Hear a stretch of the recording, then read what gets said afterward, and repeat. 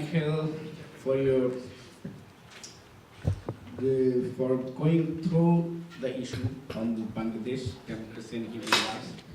You have mentioned, you all know that we will have a question and answer session later.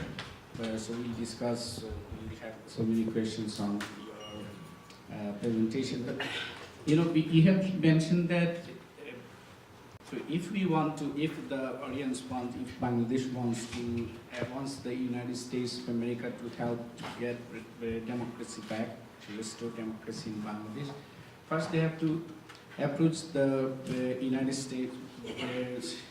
States government first, and United States government has to be willing to act on that issue.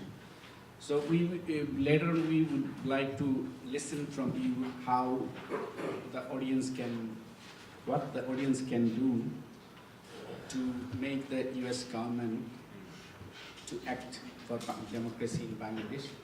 And again, you have said that,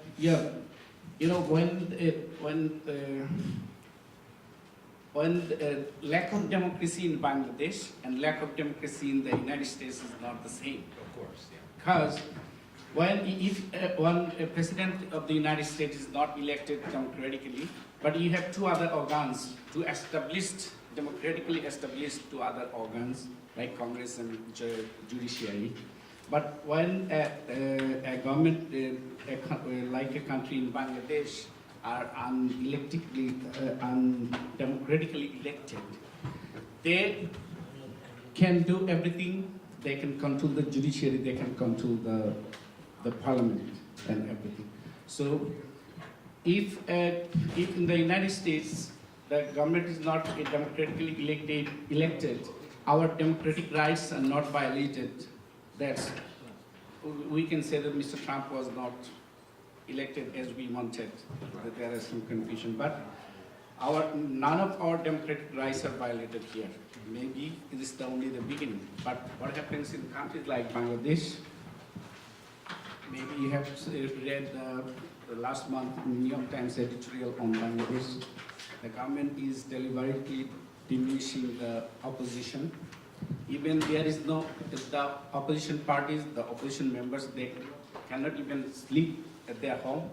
There are no people to contact with other worlds, with the rest of the world, on behalf of the government. So these are the things these are the difference that we think when democracy is not in countries like Bangladesh that we have to consider. And also, we want to know from you what we can do, the Bangladesh can do to make the United States to act for democracy in Bangladesh. So now I'll go to Ms. Olivia Enos. She'll be speaking on the Rohingya crisis and options for Bangladesh. Olivia. Well, thank you, Counselor, for having us today. It seems that we can't have a conversation about South Asia without talking about Lisa Curtis, my former colleague. I do not sell myself as a South Asia expert, but I did have the privilege of working with Lisa while she was there. And I have a new colleague now, his name is Jeff Smith, and he's going to be handling her portfolio going forward. But the reason I was invited here to speak today is because within the Asian Studies Center, I focus on human rights issues. And so I'm going to talk today about the Rohingya crisis and the intersection and overlap between issues in Burma or Myanmar and issues in Bangladesh and how it's being handled today. So to kick off my speech, I wanted to start with a story of a young woman. She's 20 years old, a Rohingya Muslim. Her name is Hasina, and Human Rights Watch had the opportunity to meet her. When she was fleeing Burma, she had her child killed right in front of her eyes. She was taken by members of the Burmese military, along with her mother-in-law and her sister-in-law, and a couple of other individuals, where she was nearly raped. Her mother was killed. Her mother-in-law was killed in front of her because she was literally, a knife was used on her and she was killed. And she's now today in Bangladesh in a refugee camp. And she was brave enough to come forward, to have her picture taken, and to share her story with the world so that the world would understand the horrors that are presently facing the Rohingya. And her story is just one of many. Those who have gotten out, those who survived and have made it to Bangladesh, today number around 420,000. And they're the lucky ones. They're the ones who survived and were able to flee Burma. But the reality is that there are many more who were killed along the way, and we don't know exactly what their plight will be for those who remain in the country. But today I wanted to provide a little bit of background information, talk a little bit about the history of the conflict, and then look at some of these more complex issues or clarifications that I think have been a little bit confusing in the media as discussion of this issue have gone on. So as I mentioned, roughly 420,000 Rohingya or more have fled to Bangladesh today. They're in refugee camps, and the UN is estimating actually that this is the largest refugee exodus since the Rwandan genocide. And so the amount of people who are flowing is just absolutely exponential and certainly demanding of world attention. The exodus was sparked by some violence that the Arakan Rohingya Salvation Army, or I'll refer to it as ARSA, committed against different police checkpoints in Burma. And I want to make clear here that even though they have Rohingya in their name, they did not have Rohingya in their name, nor did they have Arakan in their name for a very, very long time. So its roots are not necessarily in the Rohingya people, although there are certainly some Rohingya who have joined forces with ARSA. But this is a really small army. ARSA consists of roughly 500 individuals. That's the highest estimate. So they don't number in the thousands. They're actually a relatively small group. But the violence that ARSA committed pales in comparison to the Burmese military response to ARSA's attacks on these different police and security outposts. What you've seen is sort of typical Burmese military behavior, where they have, according to Human Rights Watch, burned more than 400 towns, 220 villages, and they've been looting those villages. There have been reports of rape and sexual abuse, and this does not begin with this crisis here in 2017, but this dates back a really, really long time. The Burmese military has been carrying out these activities, and Human Rights Watch over the past several years has estimated that there have been more than 1,000 villages that have been burned by the Burmese military. Now, there's been almost universal condemnation of the violence against Rohingya, but the one sort of notable exception has been Aung San Suu Kyi herself, who is the de facto leader in Burma. And I think that while Aung San Suu Kyi has certainly come out and made certain statements, there is a lot of ambiguity in what she said, and especially given her background as a Nobel Peace Laureate, I think we would have expected a little bit more from her on this crisis. But before I sort of get into, I've been asked to address how the US could solve the crisis, also how the international community could respond, as well as how Bangladesh can respond. But I just wanted to give a little bit more additional historical context to the conflict. One of the issues that I've had in the way the conflict has been described is that it's focused almost exclusively on the ethnic side of the conflict, rather than also the fact that it has some religious roots. Of course, there's both an ethnic and a religious aspect to this conflict. I think it finds its roots in the fact that the Burmese government has not recognized Rohingya as citizens since 1982, and since then they've been stateless people and for the most part internally displaced. Now we see them in larger populations as refugees. In that sense, they trace their roots back to Bangladesh because several years ago, decades ago even, they came from Bangladesh. However, most of the people who live there now and are Rohingya, they have lived there and were born there. But Burma doesn't recognize it as birthright citizenship, and so that's why they're considered stateless. So it's ethnic in the sense that the predominant Burman population in Burma doesn't recognize them as being Burmese, but instead uses the derogatory term Bengali in reference to them. So it's ethnic, but it's also religious, because within Burma, there's discrimination against Rohingya on the basis of the fact that they're Muslim. And the vast majority of people, over 80% of individuals in Burma, are Buddhist. But then you have this sort of racism that's pervasive and is systemic against Rohingya. The way that we see this manifest itself is that many Rohingya are denied access to schools, they're denied access to healthcare, they are not able to vote, and so they have no rights that a normal citizen would have, or even that a normal human could expect to have. And of course, all of the activities that have happened with the Burmese military burning down their homes, taking their lives, raping them, violates their basic human nature and fundamental human rights. One key theme that I did want to raise is that clearly the conflict is complicated. As Michael referenced in his remarks, there's both the refugee aspect of this, and then there's also the perhaps more complicated and nuanced discussion about the fact that ARSA is seeming to manifest itself like a terrorist group. But it's not typical terrorism in the Burmese sense of the word. In fact, it looks more like terrorism in the South Asian context. Bertil Lindner, who is a prominent Southeast Asia scholar, says that the type of terrorism that's been carried out by ARSA actually mimics terrorism in South Asia, similar to the Maoist Naxalites in Nepal, or in some cases, some of the activities that you see occurring in the Philippines, in that they come in plain clothes, they're not coming in military garb, and so this is a new form of terrorism for Burma, and something that I think Bangladesh will also need to watch out for as they're resettling such large numbers of refugees. You don't know if there may be a few people who slip in that have bad intentions, and so being very careful and considering ways to amp up counterterrorism efforts may be a wise idea for the Bangladesh government.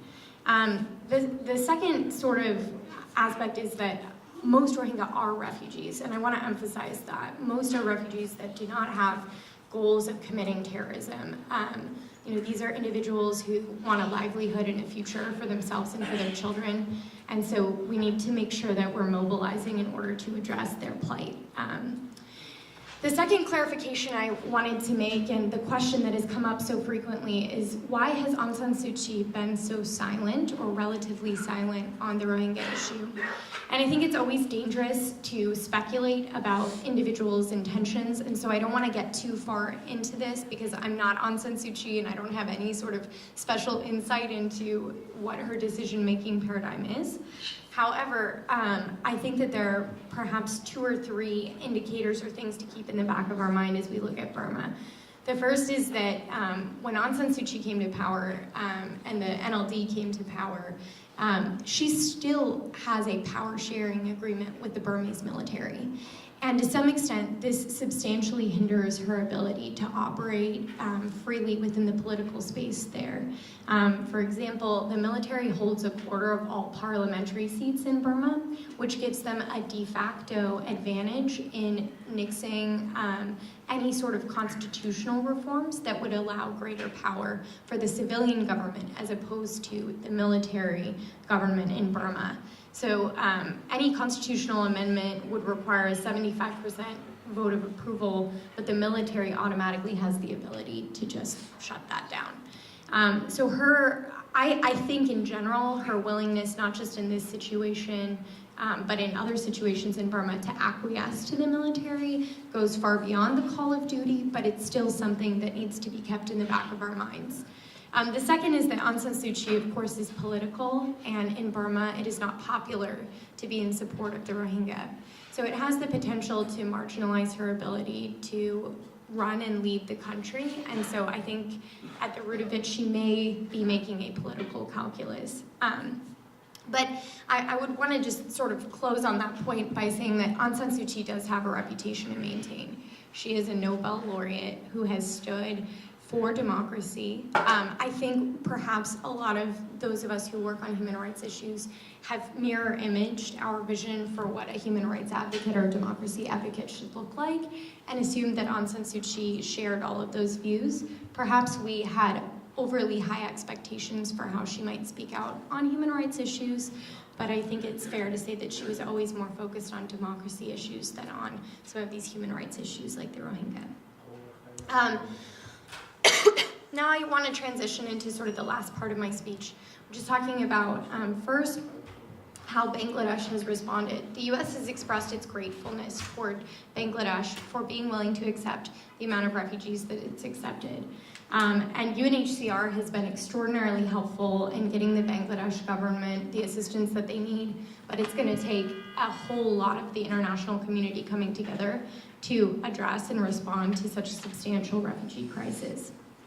The second is that given ARSA is in play and is a terrorist group, Bangladesh should look out for any potential radicalization, especially given the fact that terrorism is already happening in Bangladesh today, and radicalization is already a factor.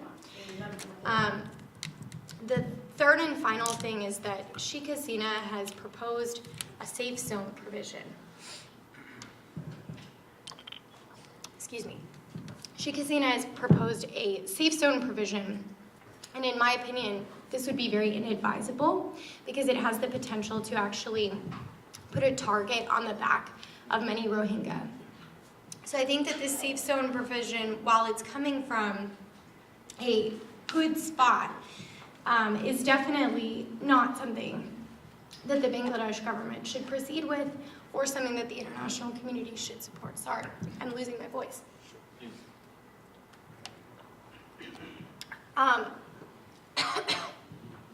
The second issue I wanted to address is how the international community can respond. The international community has already responded through UNHCR, and it's done wonderful work in order to mobilize the international community. I think that should continue. The international community should also put pressure on Burma to continue on the path of reform, to get back on the path to democratization, and also potentially to even recognize Rohingya as citizens, because this has the potential to resolve the conflict in a really meaningful way, although I think that's pretty unlikely to happen. I don't think the Bangladesh or the Burmese government will recognize them as citizens. But we can hope, and we can sort of push for that. Then I wanted to address a little bit what the U.S. government has already done. The U.S. government has increased its humanitarian assistance by $32 million, bringing humanitarian assistance to Burma up to $95 million in this year. This is a very positive and commendable step. Rex Tillerson, Secretary of State Rex Tillerson, has also called Aung San Suu Kyi and called her out, asking her to respond to this crisis. This was also a positive step. But I think that one of the mistakes that's often made in the international community is to have a strong response initially and then to not follow through over the long term. I think it's very important that there be follow through and a key focus on Burma, and also a key role in supporting Bangladesh as they're absorbing so many refugees. The next future steps is that the U.S. should review its sanctions toward Burma. Under the Obama administration, there was a lifting of almost all sanctions on Burma, but they should consider an arms embargo, one that targets the military, and any sort of sanction that can go after individuals, like our specially designated nationals list, that might be able to target those individuals who are perpetrating violence against Rohingya. Second, the U.S. should continue to support humanitarian assistance in the region. If it can increase humanitarian assistance at key moments, this will be important going forward. And then finally, I think the U.S. should look at ways that it can increase its counterterrorism cooperation, potentially with Bangladesh if there's openings there, but also continue to keep an eye out for any sort of terrorism threats that may arise. Michael made a key point that oftentimes the counterterrorism issues will sort of be a touch point or a touchstone for the Trump administration, but I think we shouldn't lose sight of the fact that they've demonstrated a willingness to provide humanitarian assistance and to support refugees in the region. So that should be encouraged, so that it's not just a terrorism focus, but there's also a humanitarian angle as well. So with that, I'll just take it there. Thank you.